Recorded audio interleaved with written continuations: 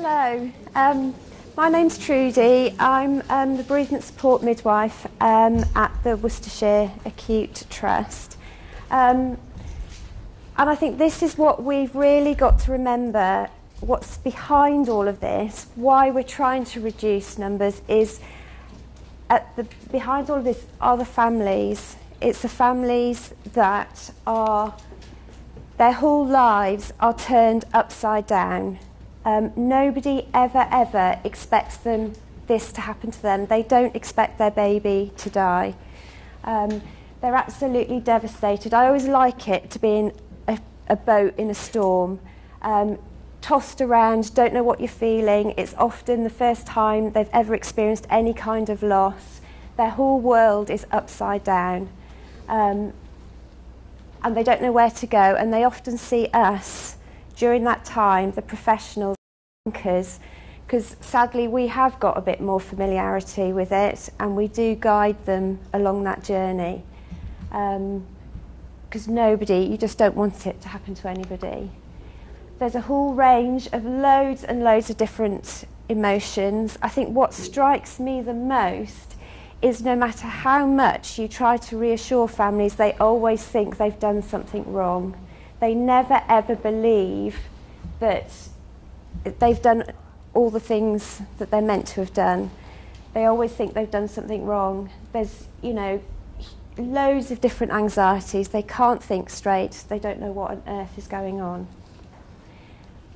The most important thing for us to remember is about what families need is good care.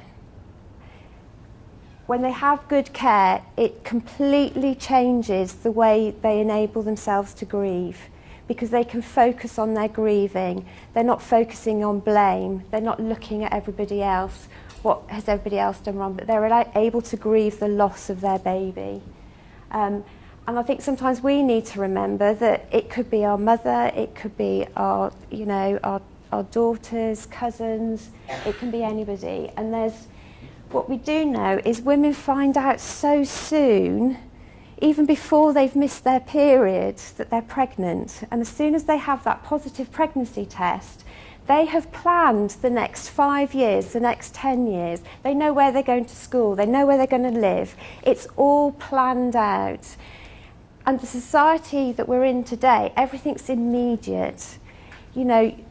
It all happens, everything goes to plan. We plan everything, we control everything. When this happens, all their control is taken away. So there's a few quotes there. And sometimes it's just thinking, just taking a deep breath before we open our mouths, before we say anything. Because sometimes they might be reassured a year down the line that actually they know that they can get pregnant, but at that time, that's not what they want to hear. Bereavement care is also on the national agenda along with saving babies' lives, because what they have realised is bereavement care is a bit of a postcode lottery. There are still a number of units that don't have bereavement midwives and certainly don't have established pathways in place. And one of the big things that I mentioned earlier was we know that good care can make a difference to how families adjust to the loss of their baby. So last year, I think 2016, SANS worked together with lots of charities, and they've been piloting different pathways to try and improve care so that it's standardised across the country. So they've come up with, they've done it they're on the second pilot wave at the moment. So they've used these pathways for miscarriage, ectopic molar pregnancy. There's another pathway for termination of pregnancy for fetal anomaly. There's a pathway for stillbirths, neonatal deaths, and sudden unexpected infant deaths up to 12 months. And it literally covers everything that needs to be done. What they have found as they've reviewed it is a lot of these pathways in units where there are bereavement midwives, it works very well. It's happening already. what they have noticed is this is where I'm going to do a little thing to keep my job.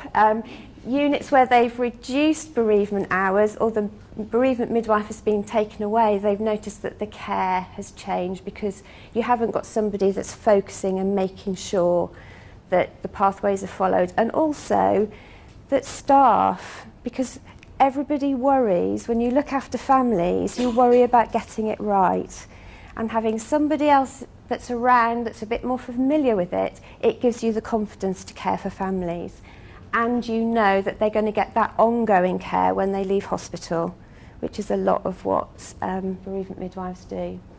So these are the pathways, and what they also found in the units that they piloted was it actually created lots of the different areas to work together. So maternity and gynecology, developed links as well. The difficulties that were found, and they're obviously still evaluating, it is difficult to get A&E on board. So the care isn't, it's not so easy to get them to adapt to those pathways. But, it's a work in progress, and they're only on the second wave at the moment.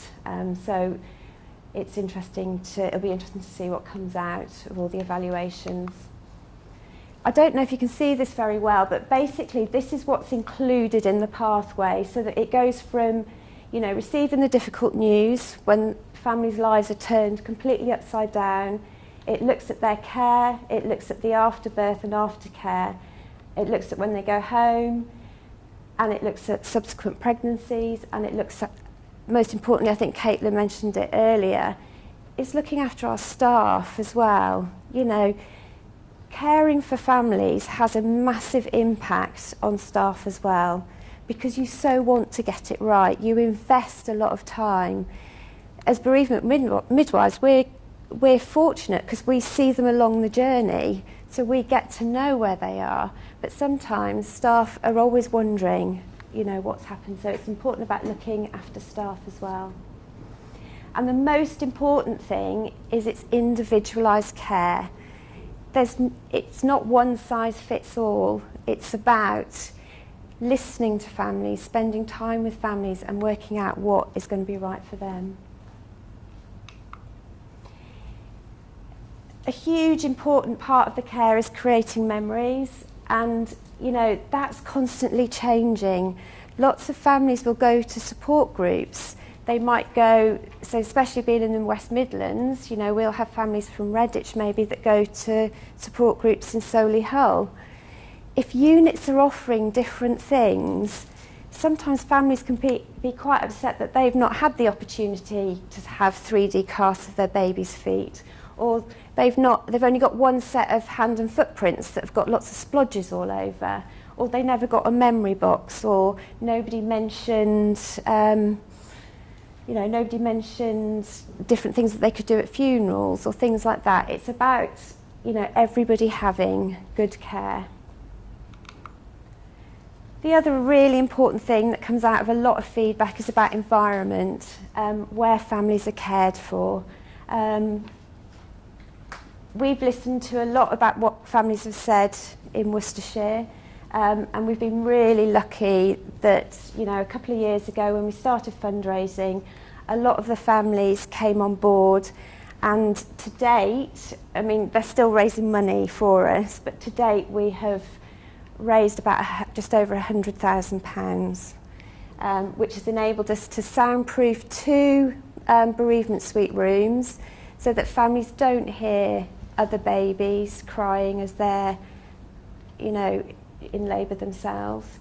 We've been able to refurbish 2 bereavement rooms, which are slightly off delivery suite, so it's very private, it's very quiet. Family members, children can come and go. There's a garden that they can go into. And one of the most important things is they've got their own entrance. They don't have to come in through delivery suite. And it doesn't feel like a back entrance. It's a security entrance. It's the same as an entrance to, they're being treated in the same way. They're not being hidden away. But every hospital has different things, and I think what we did last year is we started using the maternity bereavement experience measure, which is an anonymised questionnaire which we send out to families when they have their, after they've had their debrief, after they've had all their results. And it asks these kinds of questions, because what we're interested in knowing is what is right for families. You know, we can't develop services thinking what we think is right. It's most importantly what families think are right. And it just helps us to continue improving. So there's lots of questions. It's a tick box, and it's either strongly agree or strongly disagree. And they complete that, and we have a really good return rate.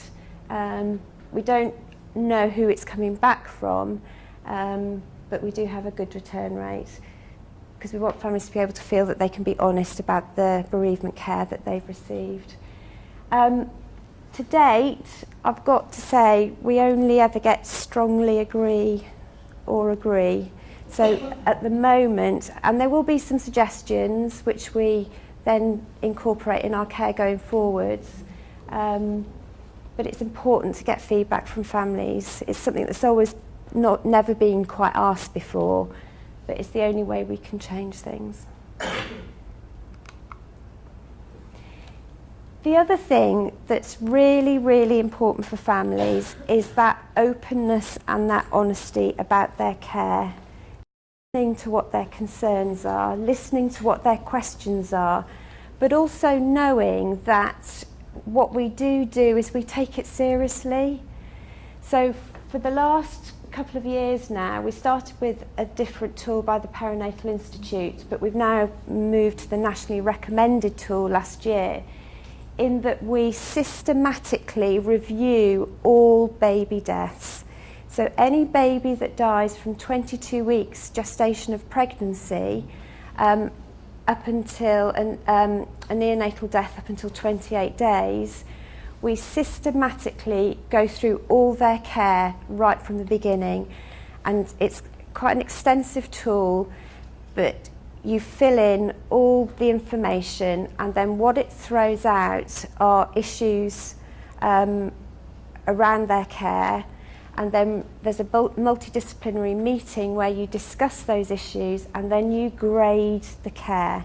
So you look at whether the care that we have given has had an impact on the outcome of their baby, and then we then feed that back to families.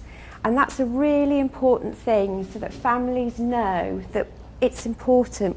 We need to learn, we want to learn about how we can do things differently. And then eventually, from doing all that data, it also feeds in nationally. So if there are themes, general themes, it helps to kind of work out what needs to be in the Saving Babies' Lives, and it then gives you a report for your unit as well about what your themes are. But most importantly, the families get an idea, and we're able to share with them too. So that's just saying what I've just said now. And I think this is what we do need to always remember. This is a poem that's been written by a family, and we're all responsible for care. We might not all be in the room, but we all play a part in it with everybody. So would you believe me if I told you that I know that this is hard for you too? Who wants to care for a family whose sadness fills the room? The time that you spend making memories with us can truly heal wounds. You wouldn't know that there was. The handprints and the footprints that you pressed into a card are now printed on a pendant close to my heart. The feet that are moulded into the clay that you rolled, I sit there tracing them like a story retold. The photographs that were taken are the most important to me. They bring back the memories you took of my bee. And why, you may ask, am I telling you this? Because you need to know how important it is that none of these are missed. I know you're busy, I know you care, but I can't get to heaven by climbing the stairs. I can't recreate all the things that I have So it's important to offer every option you can. I sit here wishing for memories I could have had, but it's because of you, my midwife, I have all that I have. It turns families' lives upside down. If we can reduce the numbers, that's the best to start with, but it's also making sure that the care that we then give is of the highest standard of care. The bereavement care doesn't end at the end, with their loss. A subsequent pregnancy is one of the most stressful, one of the next stressful situations that families are put into. It often brings back all the grief that they felt when they lost their baby. So what we have found, I think the bereavement team have been established in Worcester now for about 5 years, and what we have found in the last 3 years is families that have experienced losses, we're often the first to know that they've got a positive pregnancy test again. And we do provide a lot of additional support in a subsequent pregnancy. A lot of families will say they don't end up going to triage so often, they don't present, they feel cared for. So we do that along with their normal pathway of care. And we run some subsequent pregnancy groups so parents can meet other parents so that they can support each other as well. And then this is a little vest we give when they have their subsequent baby. Thank you. Any questions?